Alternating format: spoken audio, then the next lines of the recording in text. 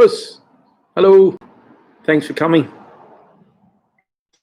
It's cold and wet here when we're not complaining because we need the rain. So thanks for joining me. CK. Us. Hello. How are you, CK? Come on, hear me okay.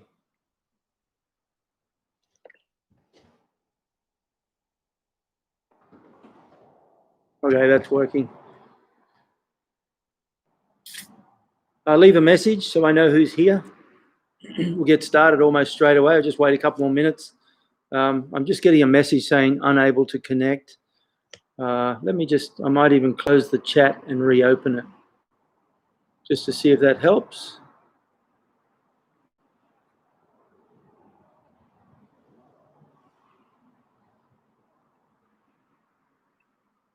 If I knew how to. Can someone just message there so I know that everything's working okay? Got my I'd read Fido jacket on again. I'm wearing it every day now. It's so cool.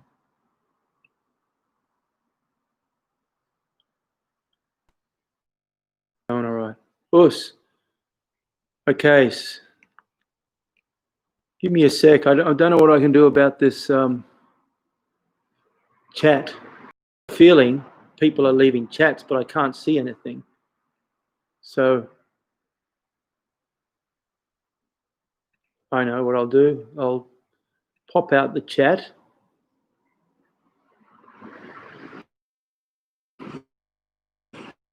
I see. Yeah, people are leaving. So I'll restore the chat. There we go. No, didn't work. All right, so I'll do a pop out. That seems to work better. Okay, at least with the pop out, I've got it there. Okay, beautiful. CK, us. Sensei Claudia, us. Good to see you. Harry from down the hill, good. Frederick from Sweden, good. How are you all? Alan, thanks for coming, man. Daniel, us, good to see you. Hope you're going well down there. It's cold up here. They're expecting 4 degrees again. Torbjörn, us, good to see you.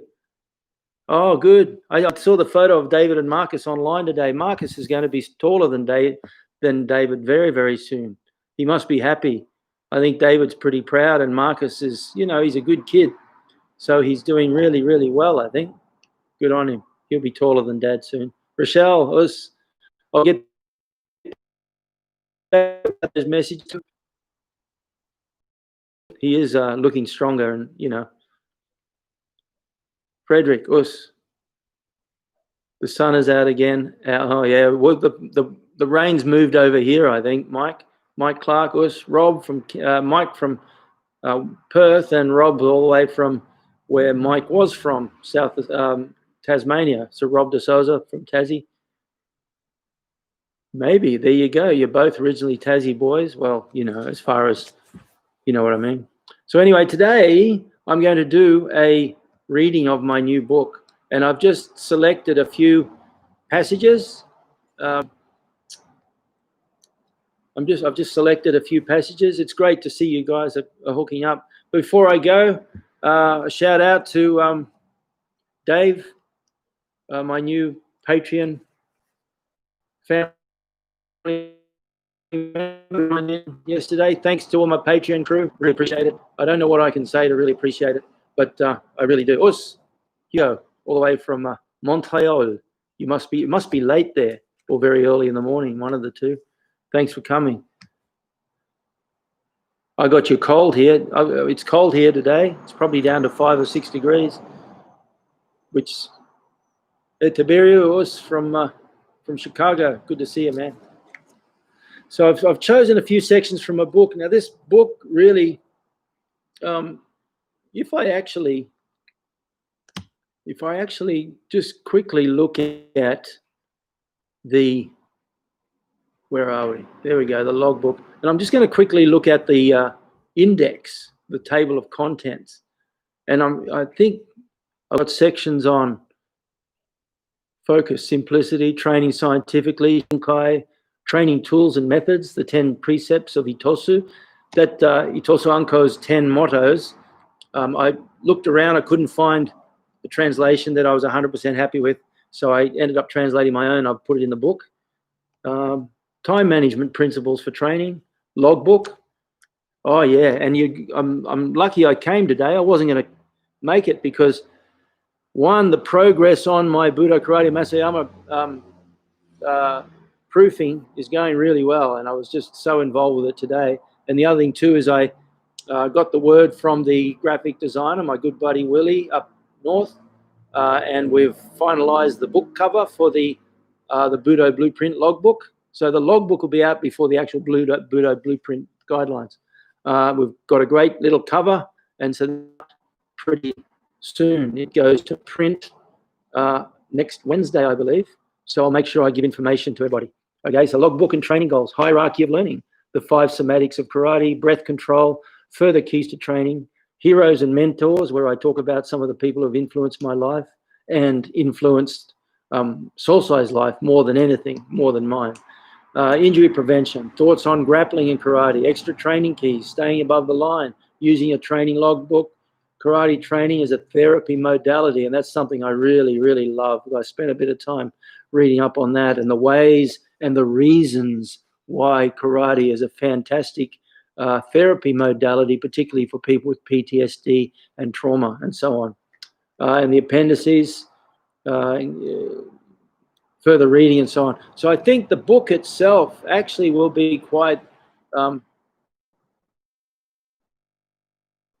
interesting. So I hope your link with Hunchy Paul. Oh, good on you. Yeah, that's Paul Starling, one of my heroes. He's an Australian Goju guy. 1 a.m. What are you still doing up? You got to be up at 5 for training, haven't you? Hugo? Torbjörn, 28, 7 in the morning and rising. Oh, beautiful. 28 sounds nice. Kisholaya Majumdar, all the way from Kolkata. Namaste. Kolkata, my favorite city in India. We had a great day there, Kisholaya. We went to the Ramakrishna Math, spent a beautiful time there and had a picnic in the gardens. Then we caught a little ferry across the river to the Dakshineswar, and we went to the Kali temple, spent a lot of time at the Kali temple. It was very, very powerful, very powerful. I can't how powerful it was. The Yogoda Satsanga Society of Paramahansa Yogananda, they have an ashram there. We went and visited there too. It was a wonderful day.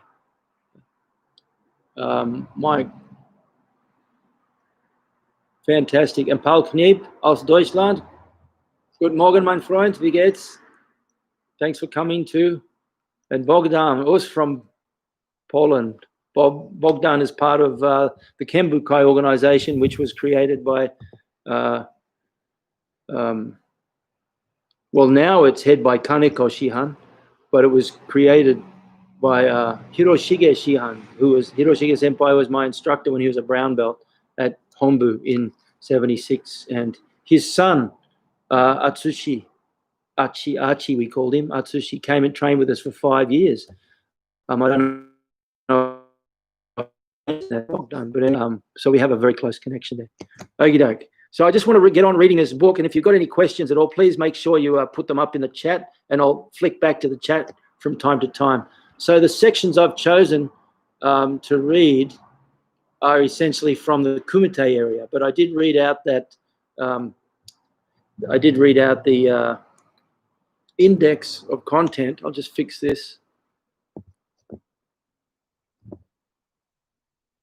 I did read out the index, so you realize there's a lot more to it than just this kumite section. But anyway, let me just get onto this. I'm just going to adjust the size because I see the okie doke. So this section is called kumite considerations. In hard kumite, against strong training partners, a good degree of focus, especially for beginners, is on survival. And this book is still in progress, so I might stop every now and then to make an editing change. Therefore, if you can come to agreement with trusted training partners and reduce the need to focus on survival, so that you can focus instead on skill development, you'll get a lot more from your sparring. How can you optimize your kumite training in this way? By limiting options. When sparring with junior grades or less experienced students, narrow your focus to 1 or 2 skills you are currently working on.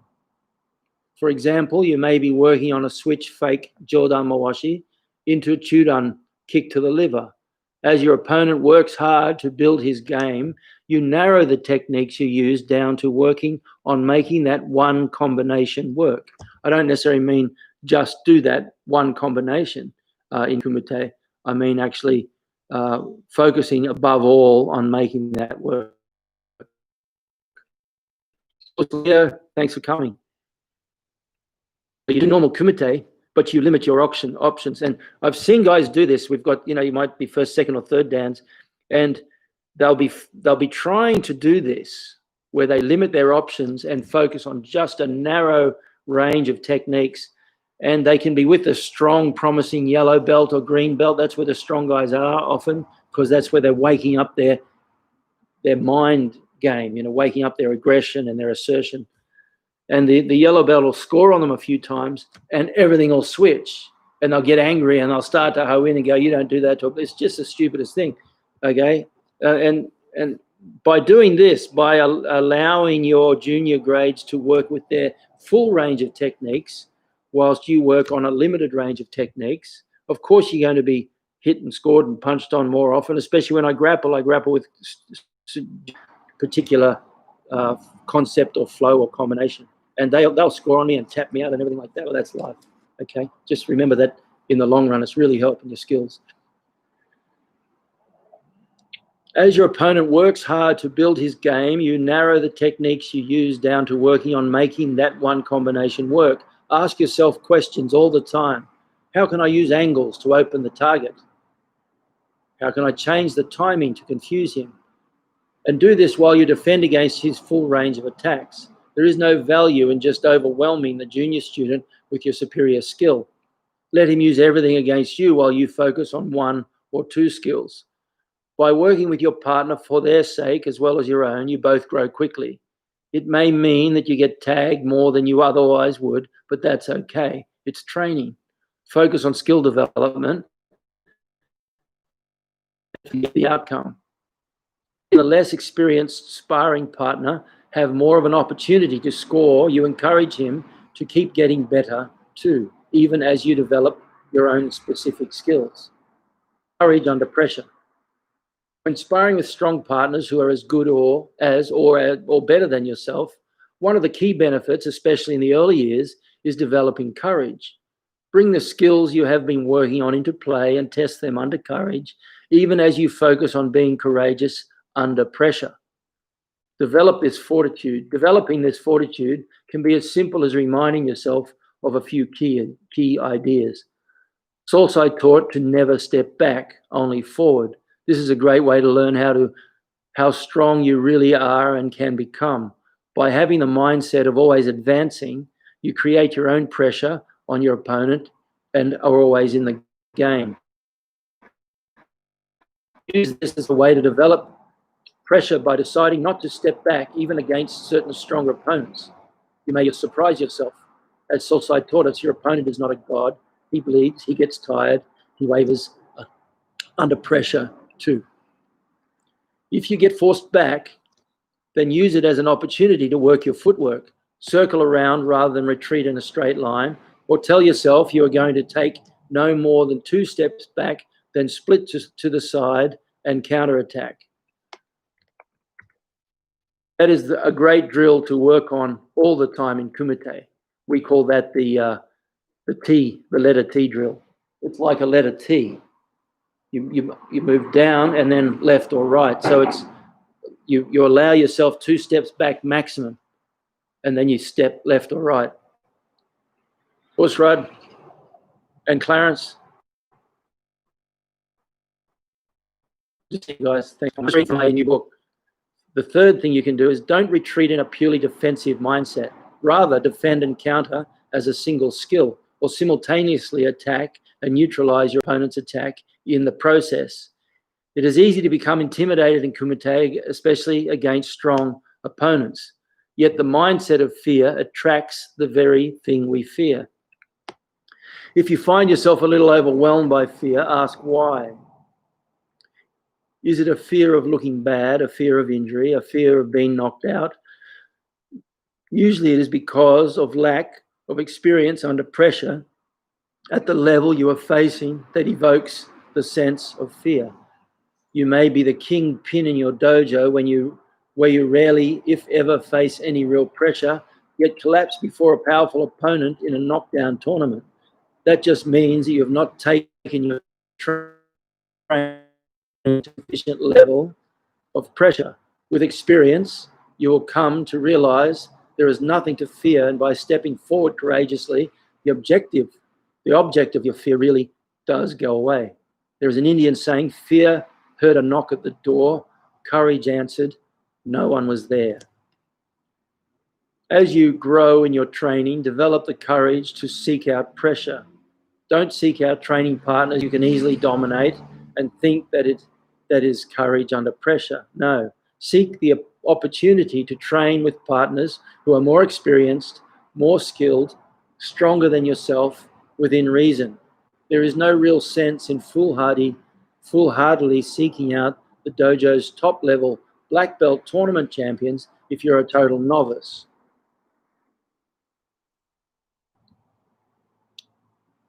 A lot of this is from my own experience. Every day I was a green belt, and every day was an exercise in fear, because there was one particular black belt there named Matsuda Toru, and another one actually named Nakamura Tatsu, who ended up going to England and teaching guys like Jeff Wybrow, and all the great English kickers were influenced by Nakamura Tatsu. And they used to kick, but I realized that once I stepped forward, and I'm not saying I turned into a machine, the whole experience was always quite a bit of trepidation. But once I did make a decision that, and this was triggered by another green belt who saw me going hard against another green belt, and he said, "You can't do that. You're his junior," and he put it on me next round, and I actually stepped forward and smashed him basically. And in the same way, pressure is the only real way you can improve in the dojo. Keep aware of your fundamentals: gaze, dominant head position, default position, crosshairs, micro adjustments. Rudd may recognize that. Well, I don't know, but what the dominant head position is something that I introduced to the dojo. It's essentially, and I great the importance of what it means to have a dominant head position. And what Rudd and I have been talking about, Marvin Cook, the boxing coach in California, that I've trained with a few times. He's great. And he introduced me to the concept of crosshairs and micro adjustment. Okay, so keep aware of your fundamentals: gaze, dominant head position, default position, crosshairs, micro adjustments, angles, distance, and focus on what you have been working on in training. Every time you spar, begin with a plan. Focus on what needs to be worked on to get the best results out of this session. That way, no matter the level of your sparring partner, you are going to continue to improve your skills. Here are some questions to ask yourself. What are my options? What can I do based on the skills I have worked on to improve my kumite right now? Which keys will I focus on in this round session this week? You can go all out for one round, or you can go out at a more conservative, steady pace aimed at skill acquisition all day. Think long-term and stay focused on the big picture of mastery. That means a series of small gains, month after month, year after year. The one hard round is about being better than the other guy. The long-term approach is about being better than you were last week. Am I looking to control the offense, or am I being controlled? Be confident and courageous at all time. Project presence. Superior offense is built on an impenetrable defense. As they say in footy, defense wins games. If he countered your technique, broke your balance, or scored a clean punch or kick, be grateful and acknowledge with a strong us. Then ask yourself, What did I do to gift him that opportunity? Ask him to footwork. So get the legs strong and use every opportunity in training for that. If you have a choice between an easy option and a hard option, take the hard option. This is especially true when conditioning the legs and making stances strong. When your legs are feeling fatigued, go deeper. Don't be lazy and straighten your knees. Be 100% focused on the task at hand. That means 100% focus on your opponent. Be present.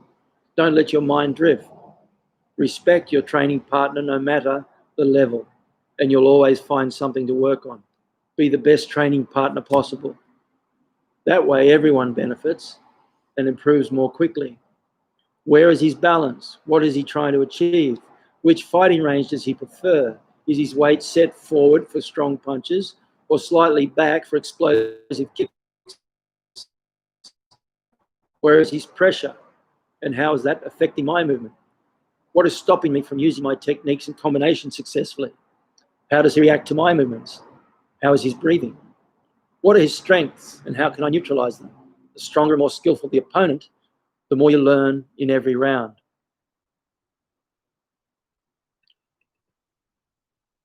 Sparring short rounds is good for speed, explosiveness, and thinking fast on your feet. Stay sharp and explosive. Keep your footwork rapid and light.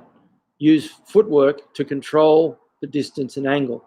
That's a really important point because I was reading one of Solsai's Japanese books, and he was talking about how even though he's probably really well known for his makiwara training and how amazingly powerful his fist was and his grip, in actual fact, he said that there was a time where he felt that the makiwara training was slowing him down. So he changed and he started to introduce other different types of training that allowed him to optimize speed. And basics is the same. If you go through, hey, like this, if you do that sort of thing, you can get really slow. You wake up the slow twitch fibers rather than the fast twitch, and you'll actually put the fast twitch fibers to sleep. I was going to show you, we're talking about kumite. So there's the kanji for kumite, which I just wrote a second ago. But in basics, what you want to be is, I mentioned this before, you've got that's your time, that's your explosiveness, and this is the count, right? Like this. And often a lot of people will go, Kiarete, it's bang, nay, bang, sam, bang, say, like this, you know. And what you do is you actually get, it's bang, nay, bang, sam, bang, say, go. So you work the idea of going from 0 to 100 using the count as your trigger. So a trigger is always, when you hear the trigger, you've already finished the technique. I talk about this in other areas of the book. But when you train like that, you can work the speed. But otherwise, some training methods will slow you down. But Solsai is very adamant. First of all, he said that the number one physical attribute that transfers best to fighting is explosiveness, is the ability to jump explosively, because that demonstrates the explosive speed. So we're talking about short rounds to keep your footwork rapid and light and keep your technique sharp and explosive. All right, then longer rounds, even up to 15 or 20 minutes, are also good. Gaza, good to see you anyway. You haven't missed anything. Don't tell him the secrets, anyone. Yeah, long rounds improve conditioning. A tournament bout can go for 12 to 15 minutes, so it's realistic. I remember in the 1980, the 1980 Australian Championships, I fought my semi-final. They were 3-minute rounds, so I fought 3 minutes and then three 3-minute extensions.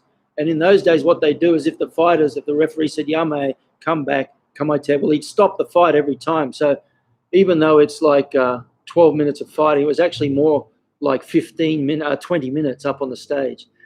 And then I won that semi, and then my opponent, he fought his opponent, and he knew the guy had a bad knee. So he came in after about 20 seconds and did a spin back kick into his knee, and the guy had to be carried off. So, well, he actually fought that round before me. So he fought his semi for about 15, 20 seconds. Then I went out and fought for 15, 20 minutes.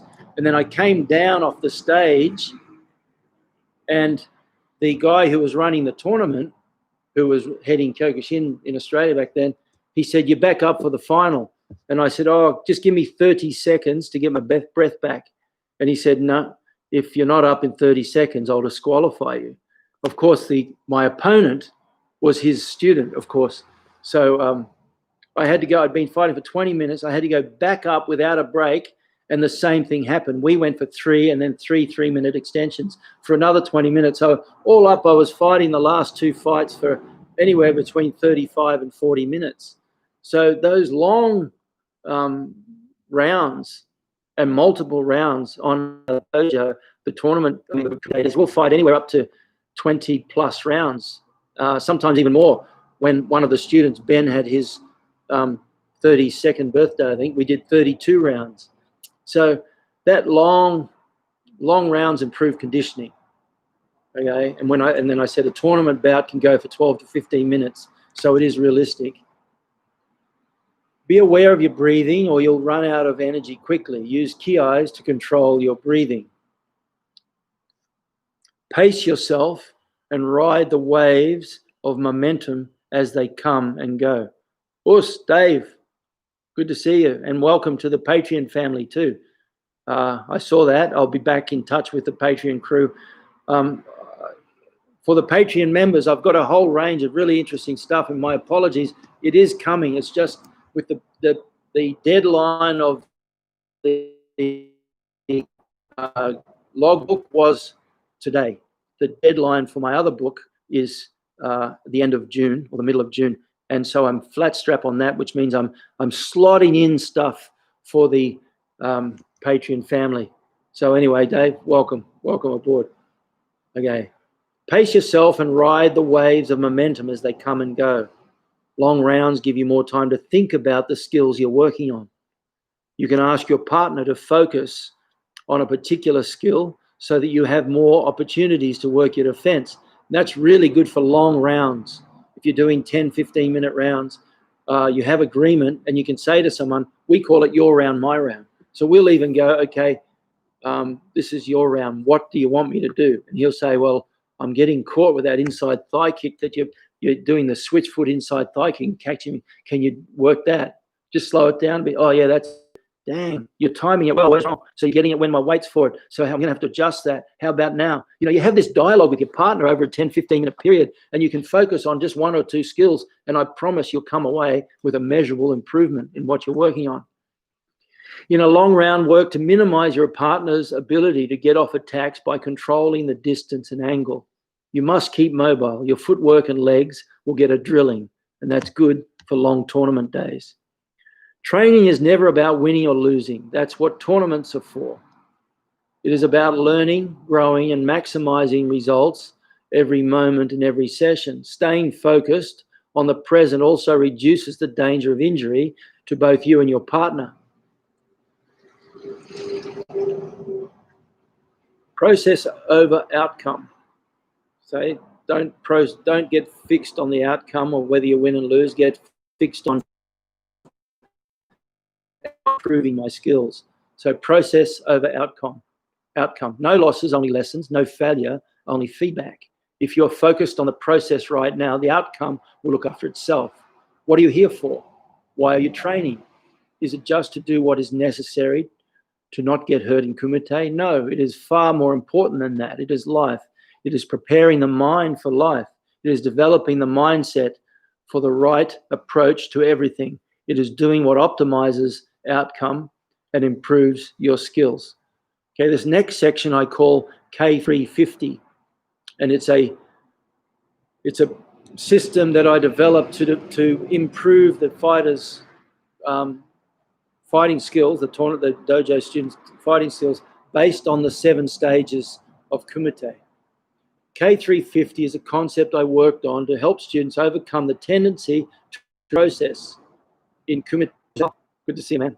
It's fun to get in there and whack, yet without a solid skill base, the mind is forced away from skill development towards survival and or winning.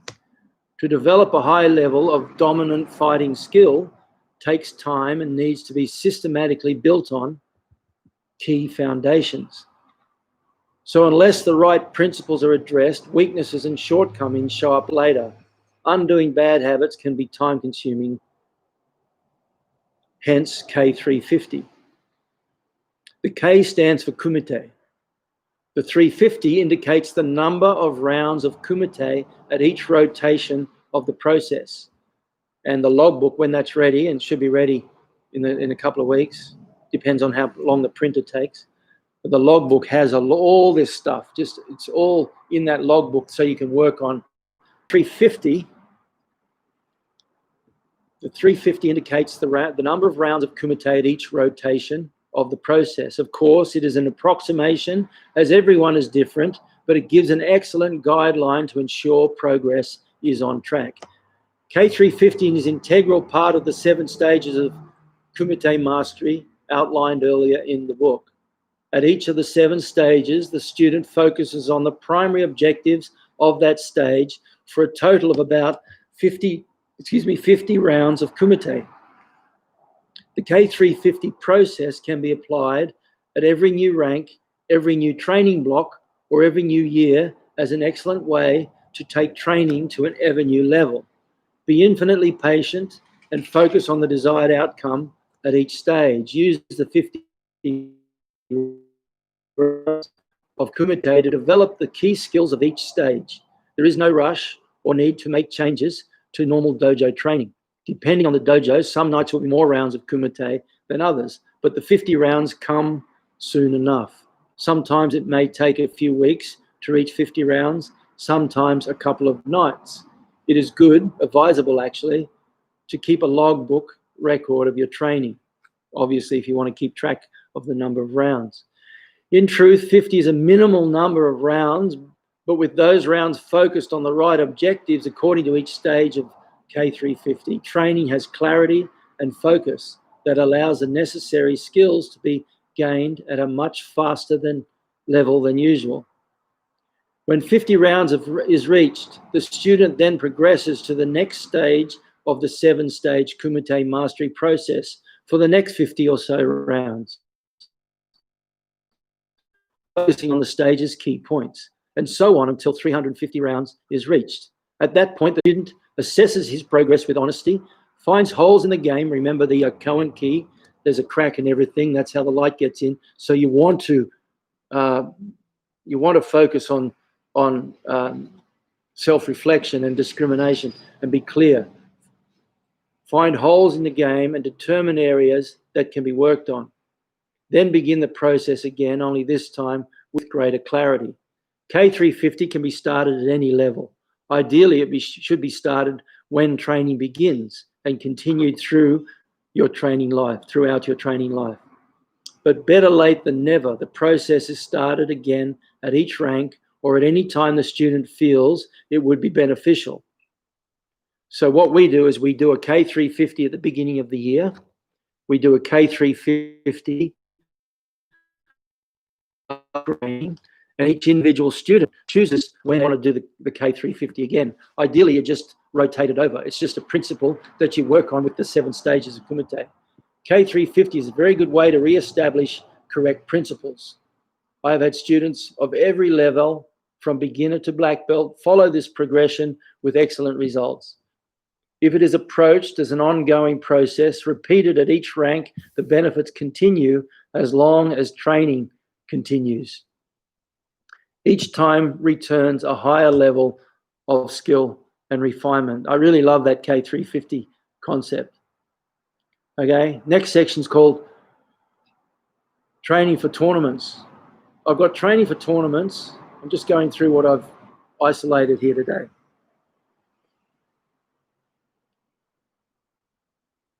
The tap, a key to safety.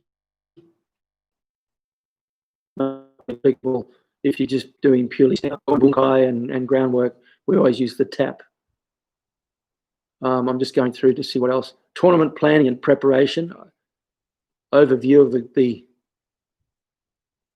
competition objective.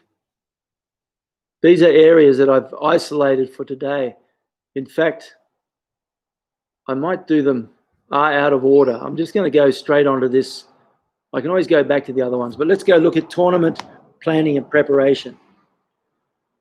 What's your tournament approach? Write down your current tournament game plan. If you don't have one or you're not sure how to go about creating one, you might start by thinking about how you would deal with the following opponents: a fast, explosive, lightweight, all-round fighter, a flexible, lightweight kicker, a well-rounded middleweight with good footwork and good counter fighting, solid puncher with good footwork, hard-hitting heavyweight with solid thigh kicks, a strong heavyweight all-round fighter. Your strategy may vary with each style of fighter. Your strategy should be designed to control the offense through minimizing his strengths and keeping him out of his comfort zone and off his strategy. If you lose control of the match, what is your plan to bring it back? Record your strengths that work well and skills you're working on to improve how. One of my students, Gary O'Neill, once fought the All Japan champion, Tamura. Tamura weighed 40 kilograms heavier than him. And this guy was an All Japan champion. He came from a strong kumite dojo. In fact, I remember when guys from that dojo were getting ready for their grading back when I was doing my second dan, they were asking everybody what the kata were because they had no idea. But their tournament fighting was out of this world. It was the same dojo as people like Kurosawa came from. Gary fought Tamura, and the whole it wasn't my legs are they're gone to sleep. I've been sitting in Cesar. His tournament strategy wasn't to attack with this, this, and this. His tournament strategy was purely to keep Tamura off his game plan and out of his range. And it became one of the most iconic fights in Kyokushin. And Tamura said later after the fight, he shook his head and in an interview he said, "I felt like a white belt and I want to go back and relearn everything again." And that's simply because Gary was able to keep him completely outside of his optimal range of offense and kept him constantly having to defend. And he became more and more frustrated and made it easier for Gary to hit him.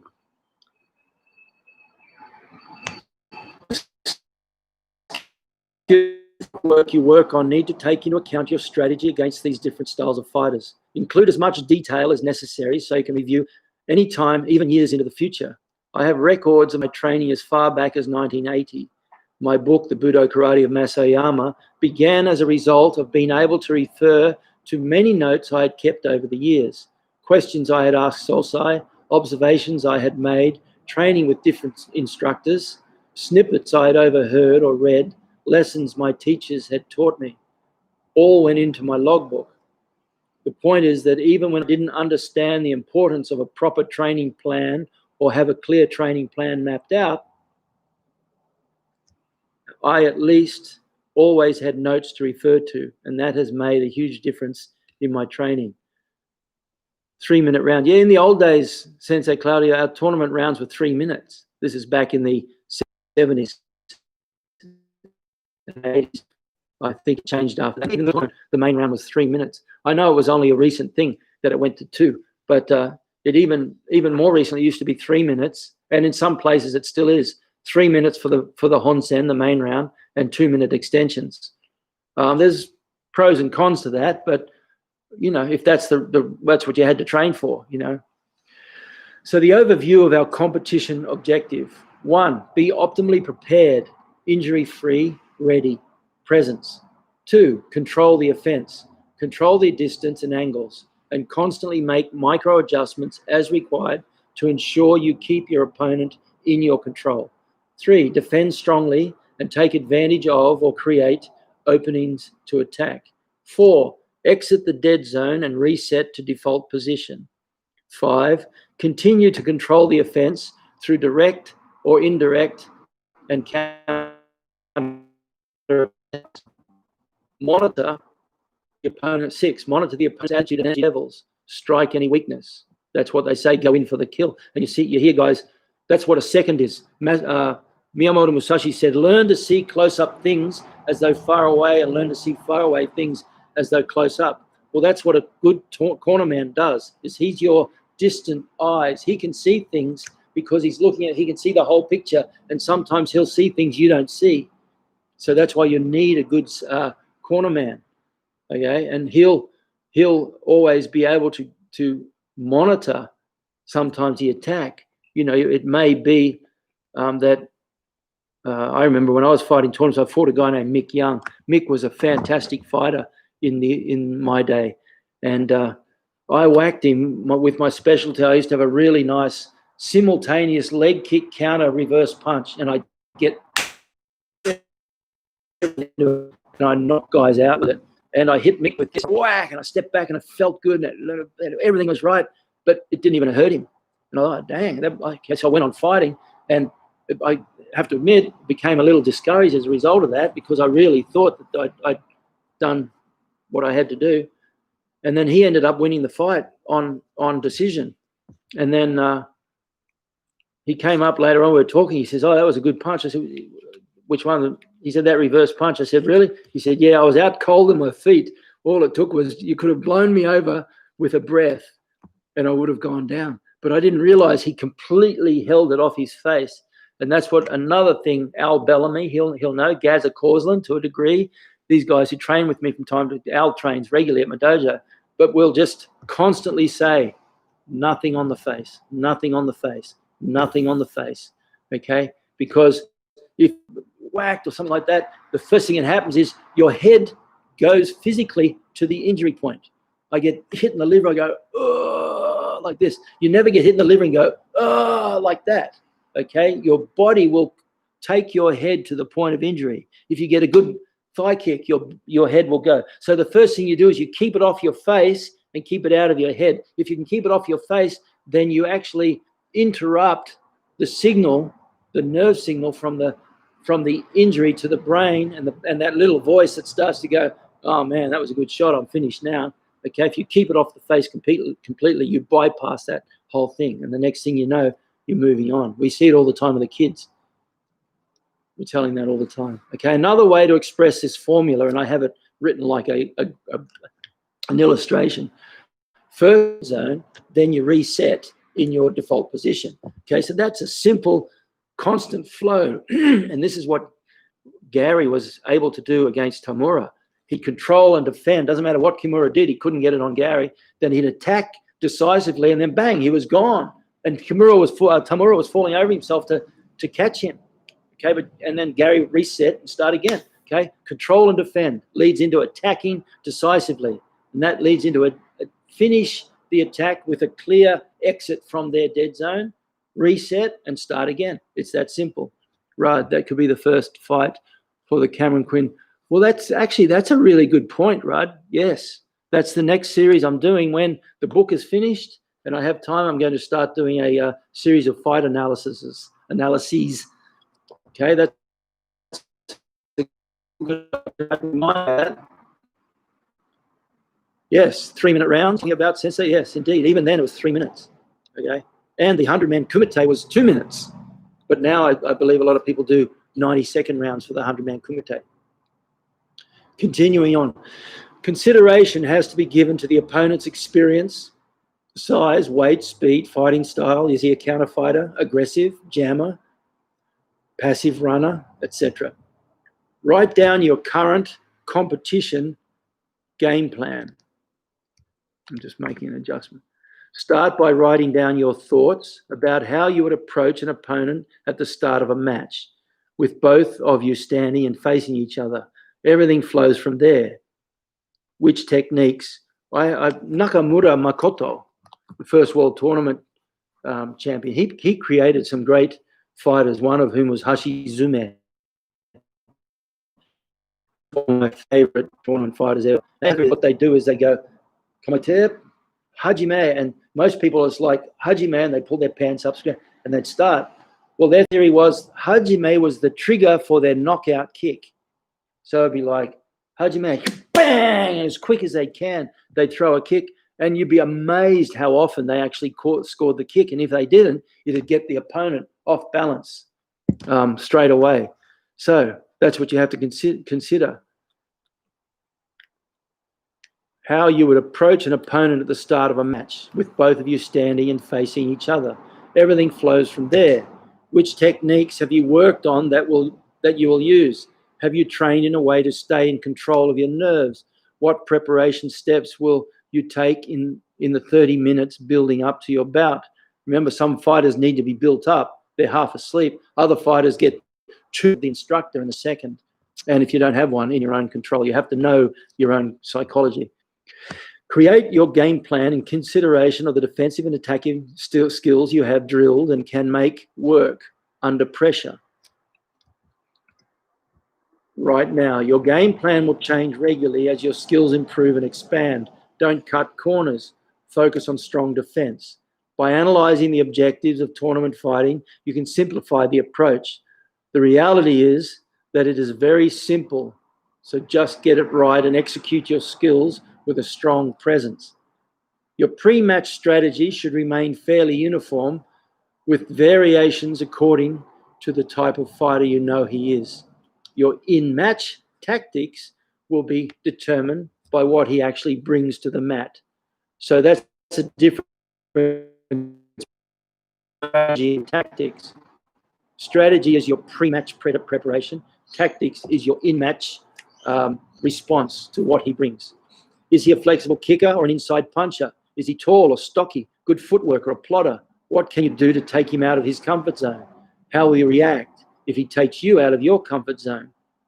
Your strategy is designed to control the aggression as much as you can.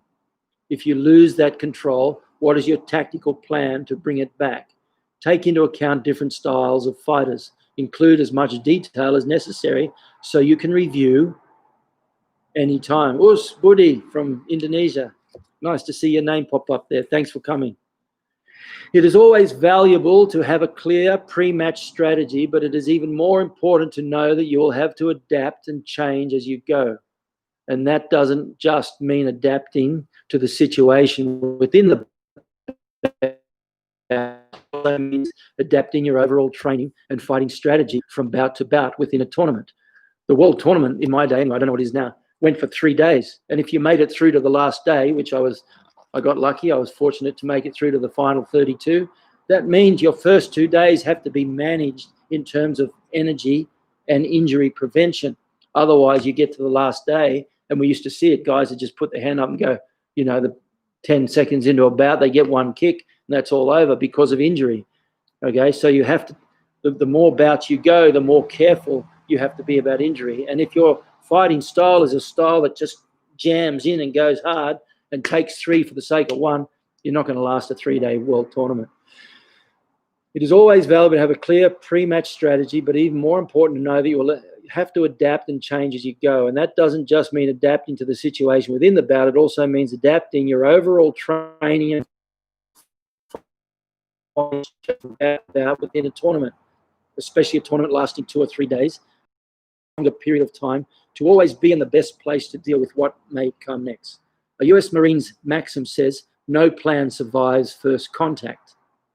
The 19th century German Field Marshal Helmut von Moltke, Paul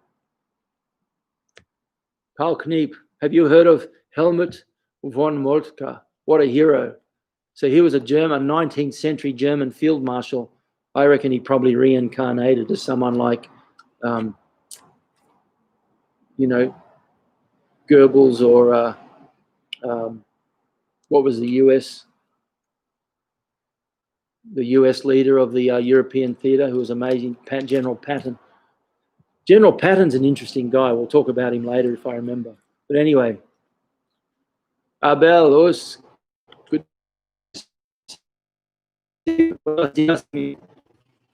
I was about to say, amigo mío, buenos días. Okay, so Helmut von Moltke, the elder, 19th century German field officer, said, the tactical result of an engagement forms the base for new strategic decisions, because victory or defeat in a battle changes the situation to such a degree that no human acumen is able to see beyond the first battle. In other words, no plan survives first contact. Therefore, no plan of operation extends with any certainty beyond the first contact with the main hostile forces. So that's from Helmut von Moltke, translated by David Hughes. Anyway, it's Moltke on the Art of War, Selected Writings. Very, very interesting book. You learn a lot about real strategy there. Therefore, tactics in the broader sense is just in a match against an opponent. Hang on a sec, I'm just going to make an adjustment. Is not just in the match against an opponent, but also in our approach to training and the search for Kaizen. Remember, I spoke about Kaizen on Wednesday, the concept of incremental improvement.